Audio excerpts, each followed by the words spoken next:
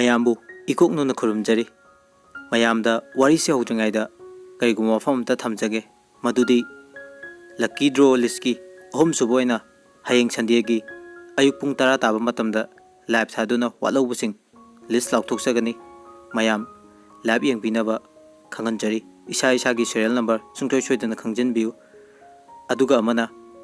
ꯋꯥꯔꯤꯁꯤꯡꯒꯤ ꯀꯃꯦꯟ ꯄꯤꯕꯤꯔꯛꯄ ꯃꯇꯝꯗ ꯆꯤꯟ ꯊꯤꯔꯒ ꯀꯃꯦꯟ ꯄꯤꯕꯤꯔꯛꯀꯅꯨ ꯃꯗꯨ ꯂꯩꯕꯥꯛ ꯃꯆꯥ ꯇꯥꯕ ꯌꯥꯝꯅ ꯋꯥꯠꯂꯤ ꯃꯇꯨꯡ ꯃꯅꯥꯎ ꯁꯤꯒꯨꯝꯕ ꯅꯨꯡꯉꯥꯏꯇꯕꯁꯤ ꯊꯣꯛꯇꯅꯕ ꯍꯣꯠꯅꯕꯤꯌꯨ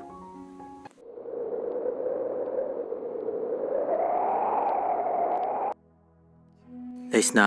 उपाय लेतना थोंग से अमता हांगु पुष्पा आई याफबदा कइनुमता सेंगदोकजगे पुष्पा से थोंग से अमता हांगु पुष्पा लेसना अंगाउबिगुम फमदुना इफुल मरकता ओले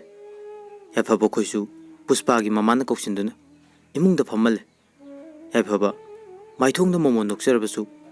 थमोइददि नुंगाइतबा पोय लेसना की मतौदो ममित्ता उदुना लाइख्रे याफब पुष्पा की ममांगदा नोक्तबदि यादबने माइथोंगददि नोक्सिने पुष्पादि खंगी याफब वाखल नुंगाइत्रा हाबदो राजेशु पुष्पादा मुन्ने येंगदुना लाइख्रे मेम थोइने चाक चानबा तरुसि थेंगाइदुना मखोइ मरि चाक पुन्ना चामिनरे अदुगा ngayak wari watai su sanare yaifaba hoisu tholai yaifaba lesna leibra haiduni yengje leiramdre yaifaba haifet yenglamaga mayumda chatkre somdana lesna wakal nungaitana phamungda hiptuna kaplaga leirame matam mama yaifabana lesna bu yam nungsijaki aduga lesna na haiba wasu yakhibani adubu ngasi yaifabagi mongduna lesna yam pendre याफबगी पुक्सेल करमना होंखिबनो हाइबसु खंगनी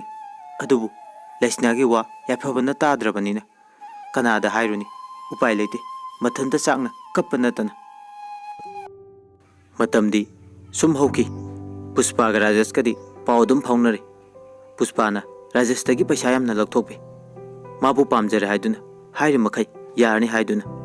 मागी अवातपा पैसा पुंबा राजेश तगी लौबी राजेश कोगी इमु नुंगाइब इमुंगदि नते अदुना पुष्पाना हाइरकपा पैसा खुदिंगी थबक सुदुना नत्रगना ममादगी लौरगा ओइरबसु ngamnaba pi nongma puspana rajeshta lupa 5,000 da piyu haidun hairami rajeshna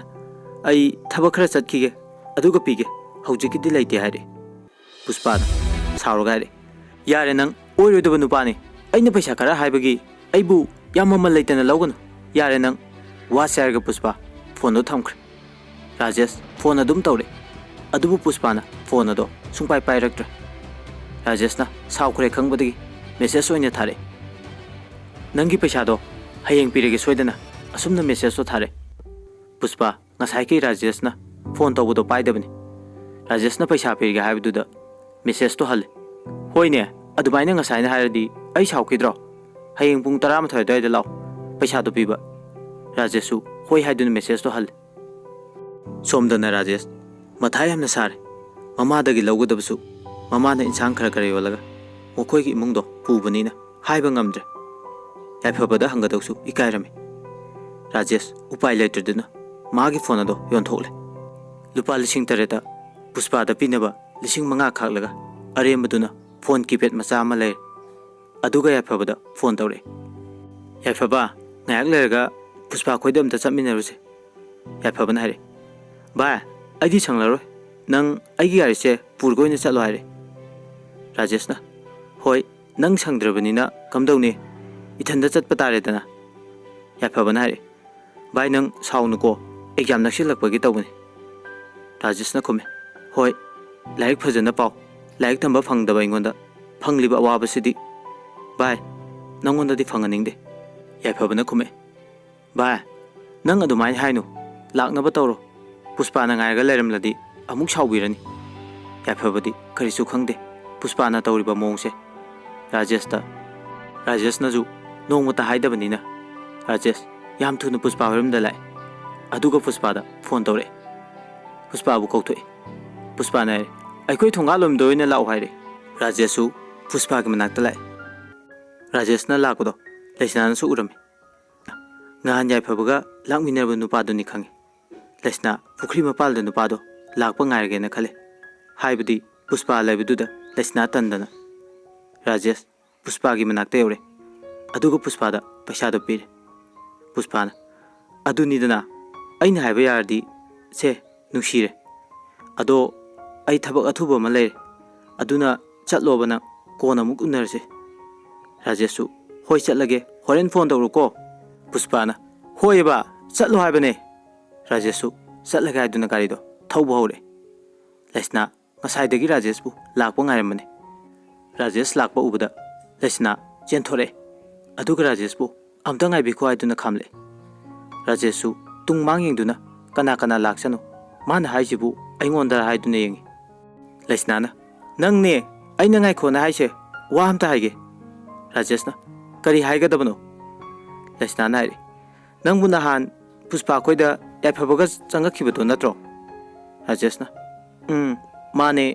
नंगसु नुमितुदा लंबीदा थेंगनखिबदो नत्रो लेसनाना खुमे माने अइ नंगोंदा वा हमता हंगेना नंगबु ngaइरमिनी राजेशना कई कई लेरगे करी हाइनिंगमनो लेसनाना high याफबदो नंग लुना तिनब्रा राजेशना खुमे होय नंग खंगनब्रो अइ खंगे अइ मंगोंदा वा हमता चमथोके तौबने अदुबु माना अइगी वा ताबिद्रे नंगना अइगी मतेंग हमता पांगबियु राजेशना मतेंगबुदि पांगे अदो नोइगी वारिसिबु कमाय तौबनो मागा नंगा हाना खंगनरम्ब्रो लेसनाना खुमे खंगनरमे याफबना अइबु याम नुक्सिबि अइना हाइबा Vasu अदुम ताबनि अदुबु हंदक्ति अइना हाइजबा ngangjaba amata tadre mangonda ai lande haibasimadi khangani karigumba maram amata dagi maga iga sauna khiba leite ma migi wa lawbadagi ai bulana lawkhibane phare adu su to yare adubu mana aiga luna tinariba imanabibu mana koibase ai simadi tasingne yaningde koigesu atopa lamdagi koyaningi magise aigi mangda lenaba male haiduna Mathai नुंगाइतना कपे Rajesh लेसनागी मतौदो नुंगाइरमदे राजेशना नंग करिमता खनगेनु अइ नंगी नतेंग सोइदना पांगे अदो मानु नुपी कोइरे हाइबसे थादी थाजदेदा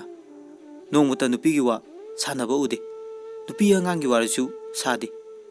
खंगनिमा अइ तौगे लेसनाना खुमे फरे अदुदी अइ मुक चटलगे राजेशना अमता ngaइखो नंगी मिंग करी कौगे लेसनाना खुमे अइगी मिंग लेसना कौवे राजेशना अदो नंगी नंबर पिरमो लानदी खनगेनु अइना पाउसे तम्मी तमदे माना करी हाइरके हाबदो अइ पाउ फोरके अदुगा नखोइनी वारी सनो लेसनासु होय हाइदुना मागी नंबर दो पिरअमे राजेशना अदुदी अइ मुक चटलुखि गायरगा राजेशु चटखिरमे लेसना मयुमदा हले लंबीदा किशन खरा साउरतोना लेप्तुना लेरमे किशना नंग काइसे चलुगे ngसाइदगे लेसनाना खुमे इसिंग सोकपा किशना अदुगा अदुयाम कुइरैबा लेसनाना खुमे मी मयाम लेरमे अदुदा थेंगिनी अदु कदरगे दा किशन किशना खुमे सिंजु चासेना लाकोनी थेंगे नंग नथंदा साउरो दा किशन साउरनोबा हयेंग ओइना चारसे किशन लेसनाना अदुमना हारकपदुदा साउबा फरे किशनना अदुदी अइ हयेंग ओइना लागे को असुमना हाइदुना सिंजु मयानदो लेसनादा पिरमगा नुकमी तौदुना चटखि लेसनासु मयुमदा अदुम चंगले सोमदना राजेश गाड़ी यादे हाइदुना गाड़ी सेमदुना लेरिंगी पुष्पा निपा अमगी गाड़ी मनिंगदा नोक नोक्तुना चटखिबदो उहौरे राजेश मुन्ना येंगदुना लेरि अदुगा पुष्पादा फोन तौसले पुष्पा फोन पाइरक्ते फोन अदो अदुम कक्थले राजेशु होरेन तौरके हाइदुना फोन अदो तौद्रे राजेश हल्लाअमे राजेशना याफबगोइदा लाक्तुना गाड़ी दु इनसिलमगा याफबगी मनाक्ता चंगे याफब मथवा याम यावना लाइक पाबदो उबदा राजेश ngасai लेसनाना हाइरको वादो तंदुना हाइरमद्रे राजेशनासु याफबदा हाइरबा मतुंगदा लेसनादा फोन तौरके हाइदुना अदुम तौद्रे राजेशना याफबदाय मी मचादी लायाम कन्न पाइको याफबना ए खंगीने लापगम ता ताहौदे राजेशना कायदि तारनीगे अदो आई चलगे इमान हलक्ट्रेन हायरमलनी अदो आई वामदि हायदौ लैको कोन हायरगे पुंगसे थेंगेबा याफबसु पुष्पागी वा ओरमने हायदुना मखा ताना अदुम हंगलुद्रे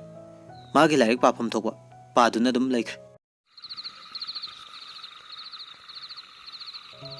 नुमिदांग चाक तोकनारे राजेश फमुंग चंगले अदुगु पुष्पादा फोन तौरे अदुबु पुष्पादी वाइटिंग लेरमे राजेश ngसाइदी खरा साउनिंगबगा अमुके हेन साउख्रे राजेश फोन दो हंजन हंजन तौशले अदुबु पुष्पाना फोन दो अदुम कक्थले पुंग अनि मुक लेरगा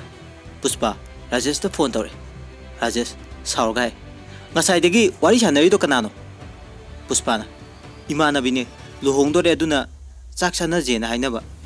राजेशना अदुगा अदु हम कुइना वाइटिंग लेबा पुष्पाना खुमे अखोई इमानबी खरा कॉन्फ्रेंस पिनदुना वारी सानबदुदा तौबने राजेशना मुंग मखाताय अदुगा ngसाइ नुपा अमगा हराउना नोक्तुना चलिदुना कदाइदा पुष्पाना ए नंगदी कमायना उरिबा राजेशना हरे आई लंबीदा गाड़ी यादेना तौनिंगै नंगना चटखिबदो उरिने पुष्पाना मुखुमे अखोई बाचौकी मचाने बाजारदा पोट अमा लेमिनरसेना चमिनरिने राजेशना खुम्बदि हैरेने नंग ngam naba adum khumoko nang wase aduna yam kana saur पुष्पाना ओ आई नाइ से नंग याम थाजदबे वानी ने हा थाजदरि फरे कैनो राजेशना पुष्पा नंग असेंग बायो नंग न असेंग बायबदा आई केसु साउर पुष्पाना आइबु थाजद्रब नत्रो थाजद्रदि अमु हन फोन तौरकनो आइगोंदा आइसु तौरोय राजेश असाउबने मनखिबना तौरोय आइसु तौरोय कैदबई तौरक्तुबा नुपीबु नथंद्रो वासे आदुना फोन दो फट कक्थतकी पुष्पाना फरेदा नुंगाइरे नहान के यामना चयेनना लेरमने ngasiदैदि वाइ संगनी नुंगाइरेदा हाइदुना फोन दो मोन मखादा थमदुना पुष्पा तुंख्र सोमदना राजेश तुमथबा यारमदे पुष्पागा साउनबदुदा पुंग अमदि तारकले राजेश पुंग अमा तारकपदगी अदुम तपना तुमथख्रे नोंगालगा पुष्पादा फोन तौई सुंपाई पाइरक्ट्रे अयुक अंगनबदगी फोन दो अदुम तौसले अदुबु सुंपाई पाइद्रे मेसेज होइना मुक्थाय आई सोइख्रे आई लाले ngaraंगिदो साउनिंगबगी तौखिबने हाय पुष्पा अदु फाउ मेसेज हलक्ट्रे राजेश थबक चतबदि यादबनिया थबक चतख्रे सोमदना किशन लैसना खोइदा लाय किशनना लैसनाबु कौरे ओ लैसनाउ असुमना कौरे लैसना किशनना कौबा ताबदा चेंथोरे लैसनाना ए दा किशन लाबो अदुदी आई सिजु म्या लौथोकीगेको वा सेरमलगा इमुंगदा चंख्रे किशनना खले आई ngasiदी लैसनागे मफमदा नुंसी सोइदन हारगे लैसनासु इमुंगदगे थोले अदुगा फक अमा थादुना सिंजु म्यान सेमिनरे किशन हारे इंदोम चादी काई चतखिगे लैसनाना खुमे इमा होय सोरात अमा चतनेना चतखि किशनना तान चप चारे अदुदि हाइना खले लैसना सिंजु म्यानदो सेम लोइदुना सिंजुदु सुबौरे अदुगा लोयरगा मखोइनी चामिनरे किशनना लैसना कदौगे दा किशन आई वाम थागे नंग यागद्रो लैसनाना हायो दा किशन आइबदा कईगी यारोइदुनो किशनना नंग असेंगबा यानिको लैसनाना होयबा को हाइरोबा यारे मोरोकना मोरोलमा साबने किशनना लैसनादा मुन्ना येंगलगा लैसना आई नंगबु थमोय सेंगना नुंगसी लैसना सिंजु चारंबदो खंगा हारे अदुगा कईबा दा किशनना आई नंगबु नुंगसी हाइबा लैसनाना दा किसा तानिंग्रे खाइरनु किशनना मुसु खाइबा नते आई नंगबु नुंगसी हाइगेना खनबजे कुइरे अदो नंग यादे हाइरको यारोइको हयेंग पाखुम पिरो आई लाके हाइदुना फुक हौगतुना चतखे किशन नुंगसी फोंगतोख्रे हाइदुना इकाइना चंचा चतख्रे नुमिसु तारकले सोमदना राजेशु थबक सुभाले राजेश पुष्पाना मेसेज हलमनी खंदुना फोन दु येंगलु अदुबु मेसेज अमत लेमदे राजेश मेसेज हलकनी खंदुना हराउरमदु हराउखिद्रे पुष्पादा अमुक फोन तौरे ngasa ayuktagi फोन दो तौरकपदुना नुमिदांग फाउबा फोन दो पाइरक्ट्रे राजेश कप्पा हौरक्ले नुपा ओइजरबसु राजेश ती काइनबगे वाबदो खंगजद्रिबनिना